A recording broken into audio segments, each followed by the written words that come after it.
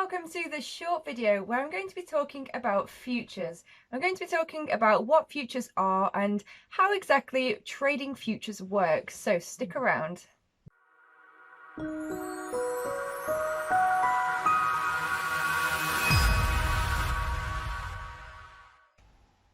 Futures trading consists of the trading of futures contracts. A futures contract is an agreement between the buyer and the seller of the contract that some asset, such as a commodity, will be bought or sold for a specific price on a specific day in the future. Therefore, you make or lose the difference in the trading of the contract.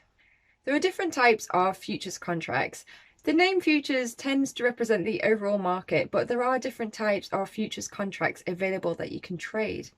Firstly, there are commodity futures such as corn, oil, gas, and wheat.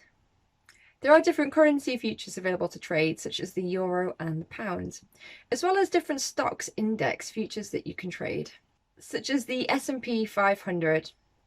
And finally, there are precious metals that you can trade futures for, such as gold, silver, and copper.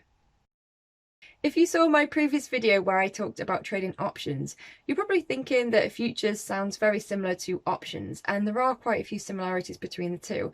But there is also one very important difference between trading futures and trading options. And that is that options contracts give the holder the opportunity to buy or sell the asset. However, they're not obligated to have to act on that. Whereas with futures contracts, the holder of the futures contract is obligated to carry out the terms of the contract by the expiration date on the contract. Here are a few key points for trading in futures.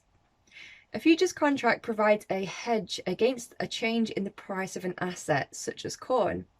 It helps to manage risk for both the buyer and the seller of that asset. A futures contract can be drawn up to sell a commodity before the commodity is physically ready. So that is, for example, drawn up to sell corn before it's actually being harvested. As in the contract, it will detail the quantity of the asset along with the date of the asset in advance. The futures market can then be used to exchange these different contracts. And finally, futures contracts allow an investor to speculate on the direction of the asset or the commodity. So that's it for this very short and brief introduction to trading futures. I hope that you've enjoyed it and found some value from it. If you have, be sure to hit the like button below and don't forget to subscribe so you can stay in touch with my latest videos. I'll catch you in the next video. Thanks guys. Bye.